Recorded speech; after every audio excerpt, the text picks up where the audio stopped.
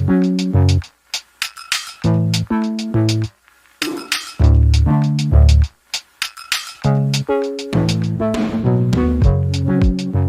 back to Never Did It, a show where two guys who love movies assign each other movies that the other guy hasn't seen before. One day we'll have seen all the movies. We're doing the year 1992. Unforgiven is not on the docket. We've both seen it. Great movie, though. I love it. It is a good one. We are talking about a pair of really loved, well-known movies from this year, starting with The Player, Robert Altman's The Player. Yeah, tell me why you picked it for me. Yeah, I just think it's really cool. This is a great movie. So Robert Altman, I have a love-hate relationship with. He has a real loose style. He keeps the camera generally at a remove from his characters. He plays conversations in a real naturalistic way to the point where it's often really hard to hear what the actors are saying or to track the conversations that are going on. I don't like Nashville as much as most people. I don't like The Long Goodbye as much as most people. On the other hand, I've watched two of his television shows, I watched his television show. We talked about this on the podcast before, Tanner 88, and also his follow-up TV movie to that, Tanner on Tanner, and I like both of those. And I love The Player. I think The Player is just the apex of what Robert Altman's style can do. And it's also like a cool and fun noir. And on top of all that, it's a cool Hollywood story. It stars Tim Robbins, Vincent D'Onofrio. What'd you think of it? Loved it. Absolutely loved it. Kind of embarrassing that I'd never seen it. I think I've said this a couple times on the podcast, but again, this one would be pretty high on my list of like what you've never seen this movie sort of thing. I know my friend Jeff Richardson, who is a friend of the show, he's listening. I know he'll be very happy that I've finally seen this. Yeah, absolutely loved it. I love Tim Robbins. I like Altman a little more than you do, even though I haven't seen as many of his movies as I probably should have, but I love the noir part of this movie. I love the kind of inner working of Hollywood part of this movie, and it's really fun. It's a good mystery, even if you're not into the Hollywood sort of side of it. It's just it's just a good mystery, and I love this movie. Thank you for putting it on the list for me. You're welcome. The things that I loved about this movie was I love watching a guy fail up. It's one of my favorite tropes in a movie. And the opposite of our 1930 podcast. Yeah, totally. And in this movie, Robin's character just does the wrong thing in almost every situation. And yet, because it's Hollywood, things work out for him. And I just really like that aspect of this movie. At no point do you think he's going to get away with what he's done. And at every point, he gets away with it.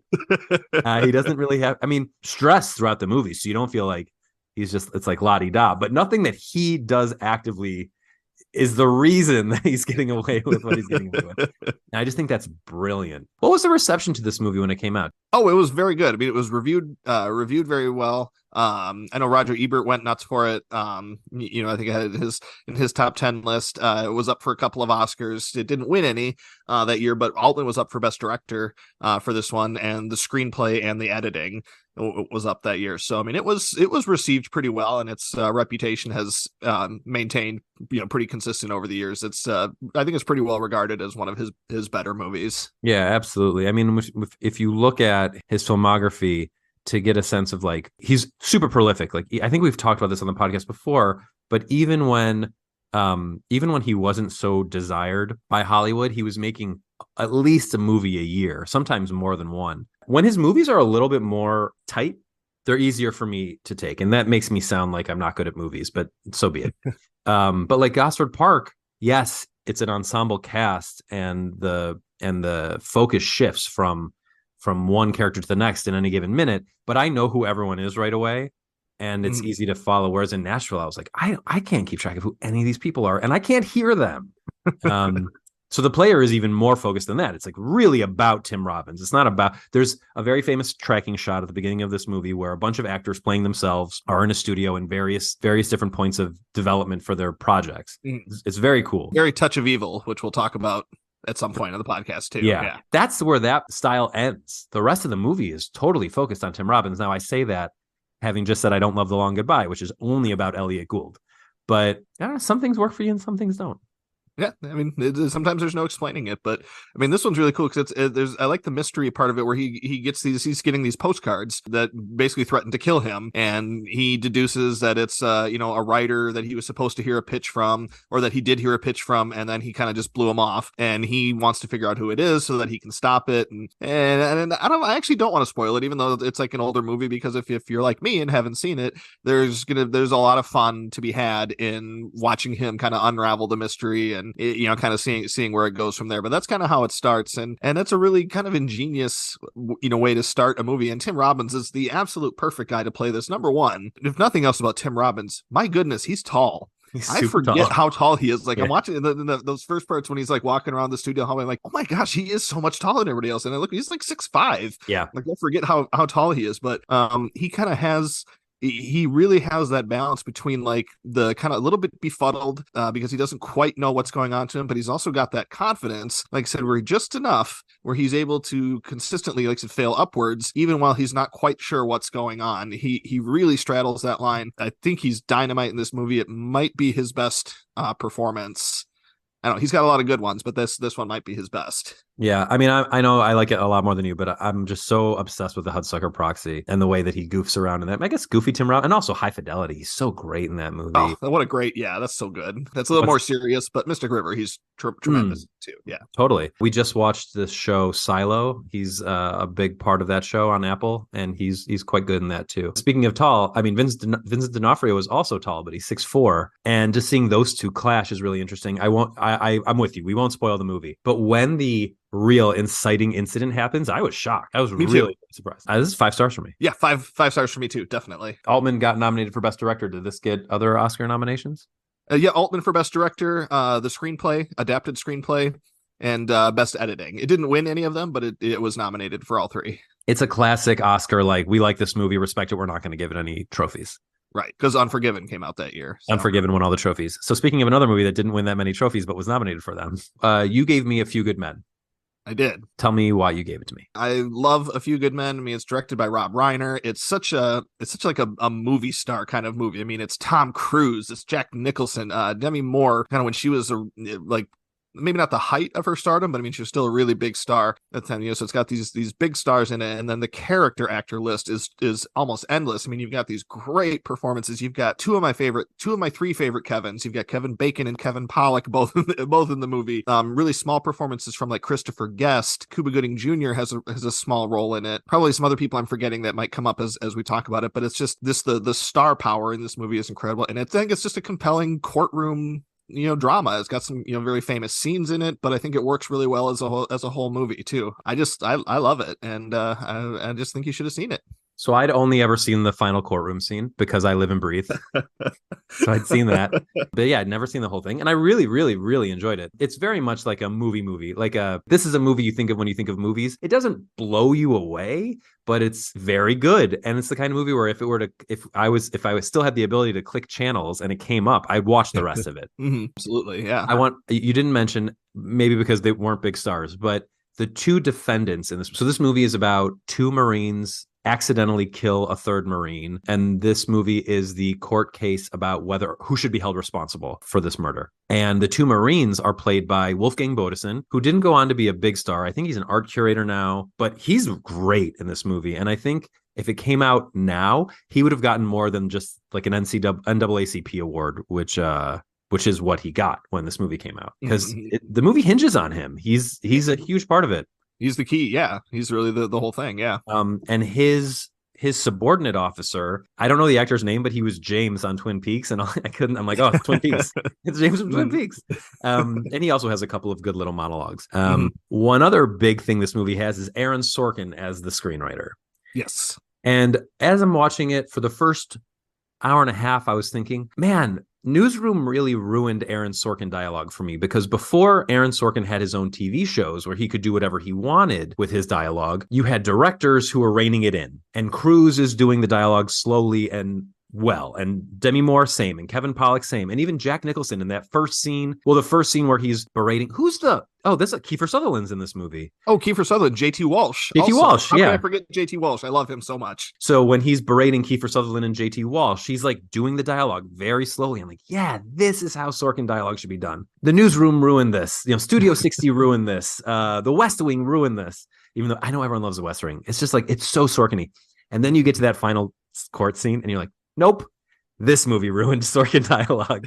This is the one where people are like, yep, that's the cadence. It all comes from this. This is the source. That final scene. Don't care. I still love it. No, it's not bad. It's just, it is bad because of what it wrought, not because of not because of what it is. No, it's wonderful. The only real fault I have with this movie is that Christopher Guest is really miscast. What a strange. He's the doctor he's like an evil doctor, and he's wrong for this. Like Count Rugen, right? But different. Yeah. But, I mentioned about The Player, I love a movie about someone failing up. I also love a movie about people being good at their job. And this movie is about how Tom Cruise is the greatest lawyer in the universe. Right. Interesting, too, because they pick him because he's a lawyer. He is a good lawyer, but he never really uses that. Like, he never really uses it at first. Like, he's known for basically getting settlements. Mm-hmm.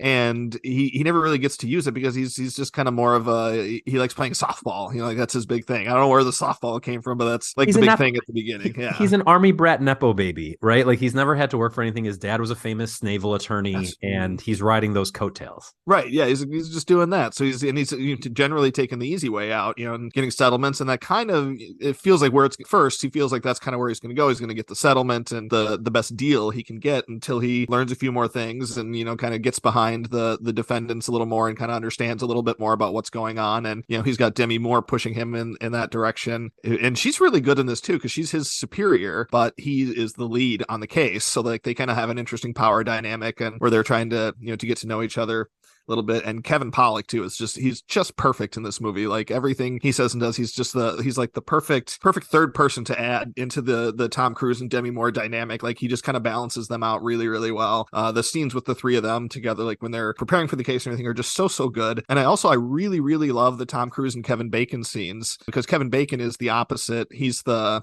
prosecutor for the government. So he and Tom Cruise, are basically, battling each other in court, but they're friends outside of that. And they have, these discussions about the case even outside of that. And they're, certainly respect each other, but they both have a job to do, sort of thing. And Kevin Bacon really plays this well. I think Kevin Bacon's really an underrated actor. I do. And I think this is a really good showcase for him. It's a small part. He certainly gets overshadowed by some of the other bigger names, but he's really good at this. Yeah, I totally agree with you. And what I love most about their interactions with each other is it suggests, but doesn't tell us what their careers are, which is, as you mentioned, because Tom Cruise is always settling, there's no reason for these guys to dislike each other. Their entire careers are just negotiating years, how much time spent served, how much money spent. They're not fighting for anyone's lives. Their whole career is just like negotiating deals with each other. And now it's changed. And now they're worried about what this means for Tom Cruise's career. And Kevin Bacon does not want to see, this is not in his hands. Jack Nicholson's character is about to get some really big government job with the NSA. And he doesn't want to see his friend Tom Cruise get court-martialed because he accused someone so important of doing something so evil. Without the proper evidence. Yeah. Right. They're all on the same team, and they're all sort of at the whim of government corruption, which is another really cool thing about this movie. The only thing I didn't really like about the movie was something you mentioned. The relationship between Cruise and Moore is interesting until they go to the seafood restaurant and start flirting with each other. Yeah, that felt a little out of place. Yeah, I was like, you're going to do this now? I don't believe it. Yeah, it didn't feel so much like, I don't know if it felt so much like flirting to me, more so they were trying to go for them just, kind of reaching their understanding point where they were finally going to be able to, I don't know, something about it felt off though. I did note that last time I saw that when I watched it too. I was like, yeah, this scene feels a little bit out of place. It was short, and I'm glad they kind of got through it. But definitely could have done without that. Right, it wasn't a big focal point of the movie. It felt kind of like a studio note. I mean, look, Cruise is very charming when he's like, "Are you asking me out? I've been asked on a date before. This feels like you're asking me on a date." Like Cruise can make anything be fun. Yeah, it just doesn't mean that it fit in the movie. Mm-hmm. So it's interesting in the awards. This won the MTV Movie Award for Best Picture. So clearly the youths liked this movie. Really? That's surprising. As far as the Oscars go, Altman was nominated, like you mentioned. Reiner was not. Tolkien, the screenwriter for The Player, was nominated. Sorkin was not. That's really weird. Yeah. Yeah. Interesting. I thought Sorkin would be. Yeah. Sorkin wasn't Sorkin yet. He was just a playwright who was, getting into Hollywood at this time. I think this was his first big movie. The Player won Best Musical Comedy at the Golden Globes. Tim Robbins won Best Actor at the Golden Globes. It won the Independent Spirit Award. So I think a lot of movie nerds were more into The Player because it was this like big independent movie that came out. Yep. Whereas, A Few Good Men is a big studio movie with 1 billion stars. Yeah. That's not to say that The Player didn't have 1 billion stars. It did. Yeah. In a very different capacity. Yeah. And Few Good Men, the awards it was up for, boy, it lost them all to Unforgiven because it was up for Best Picture, lost that to Unforgiven. Nicholson was up for Supporting Actor, and he lost to Gene Hackman, also Unforgiven. Mm-hmm. And then it was up for Best Film Editing with The Player, and both of them lost to Unforgiven. Oh, and Best Sound, Few Good Men was up for Best Sound, I guess, and it lost to Last of the Mohicans. I don't know why. I thought the soundtrack in both of these movies were kind of lame. Yeah, I mean, Few Good Men doesn't seem like... there wasn't a lot of, like, big sound pieces. I mean, a lot of it was just dialogue in the courtroom and stuff, but I don't know. I don't vote at the Oscars. Wish I did, right. But I don't. Even with the flaws in it, I still have it as 5 stars just because it brings me a lot of joy. Yeah, I went 4. I really enjoyed it. Let's talk about, I have a top 20 for 1992. Should we do a top 10? I could probably do 10. Yeah, let's do a top 10. We'll go back and forth as we do. Who's starting? I'll start. So first, honorable mention to Alien 3. I just did my Fincher rewatch, and I quite liked Alien 3. Oh, by the way, that's for the assembly cut of Alien 3. Mm-hmm. Make that clear. My number 10 is The Mighty Ducks. Emilio Estevez, directed by Stephen Herrick, and the beginning of a pretty good trilogy of sports movies for kids. I really enjoy The Mighty Ducks. Number 10 for me is a sports movie of a different kind. It is Ron Shelton's White Men Can't Jump. Never did it. It's just funny. I think it's really, really funny. My number 9 is Juice, the Tupac Shakur, Omar Epps movie, directed by Ernest Dickerson. Really good movie about 3 young guys, hustling and then terrifying things happening between them. Like really scary. Tupac is like really scary in this movie. Highly recommend. In fact, you could it's not a horror movie. It's very much just a drama thriller, but there are some really scary moments in this movie. It's very good. Never seen that. Yeah. Add it to the list. Number 9 for me is Andrew Davis's Under Siege. The height of Steven Seagal's power, and probably one of the only good movies he's ever been in. But this movie is really good. And Andrew Davis would go on the next year to direct one of my all-time favorite movies, The Fugitive. So he's a very good director. I've never seen Under Siege, but we do have an episode of my radio play podcast, Too Old to Date, that is about Under Siege. That's right. I did not write that show myself, and my writing partner, Michael Tanzillo, wrote a very funny episode about Under Siege. That was funny. Or about watching Under Siege. Okay, cool. My number 8 is Wayne's World. I don't think more needs to be said. This is the best SNL movie by far, maybe. Yep. Really watched it recently. This holds up. It's really fun. Agree. My number 8 is Scent of a Woman, the movie Al Pacino finally won his Oscar for. I do not like that movie. I watched it recently for the first time and thought it was absurd. There are definitely absurdist points in it. Yes, for sure. My number 7 is A Few Good Men. Nice. My number 7 is one again we don't have to say a whole lot about, is Aladdin. That's my number 5. Nice. My number 6 is Reservoir Dogs, Quentin Tarantino's first feature directing movie. My number 6 is Reservoir Dogs. Very nice. All right. Like I said, my number 5 is Aladdin. My number 5 is Wayne's World. My number 4 is Batman Returns, Tim Burton's superior, the top apex of Tim Burton superhero movies. I love this weird, sexy movie. I like that one a lot too, but my number 4 is A Few Good Men. Cool. My number 3 is Glengarry Glen Ross, directed by James Foley, starring Al Pacino, Jack Lemmon, Alec Baldwin, Alan Arkin, Ed Harris, Kevin Spacey, Jonathan Pryce. Just one of the greatest movies in a room of all time. Gosh, I don't have that on my letterbox. It must have been a long time since I've seen that, but man, that should be on my list. Yeah, I guess I just need to watch it again so I can letterbox it, because yeah, that movie's great. But unfortunately, it's not on my list right now. Number 3 I have is A League of Their Own. That's a great one. I love that movie. I haven't seen it in long, and it's for me, it's the same as your deal with Glengarry Glen Ross. I don't have it logged, but I've seen that movie probably 15 times. Yeah, it's great. My number 2 is The Player. My number 2 is The Player. My number 1 is My Cousin Vinny. Oh, great. That's another one I haven't letterboxed, but I've definitely seen it, and I really, really like that movie a lot. I've been trying to get my wife to watch it because I think she would like it too. It's so much fun. It's directed by Jonathan Lynn, stars Joe Pesci and Ralph Macchio, Marissa Tomei, and her Oscar-winning role, with really good supporting performances from Mitchell Whitfield, Fred Gwynn, Lane Smith, Austin Pendleton, and Bruce McGill. I just recently learned that Bruce McGill is still alive, which was pretty surprising. Thank the Lord, yes. I'm very happy. Most of the other people I just mentioned are dead. Mitchell Whitfield's still alive. He's young, but a lot of those guys are great older actors who have since passed away. One of the greatest comedies of all time. Yeah, it's excellent. And then my number one is the oft mentioned on this episode, Unforgiven. Right. I just haven't seen it in recently enough to have rated it. So that's 1992. Thanks for hearing us talk about all these movies. They're really fun and good, and we recommend them all. We'll be back next week with the year 2000. If you want to know what is coming out next week, go to our Letterboxd profile. You can find me at Brad Garoon on Letterboxd. I think, Jake, you're Jake Ziegler on Letterboxd. Yep, it's Jake_Ziegler. And both of us have pinned to our profiles our Never Did It podcast list. You could also just search for the Never Did It podcast list. And the 2 movies that will be discussed on next week's episode are always at the top of that list. So check that out. And thank you for joining us for Never Did It.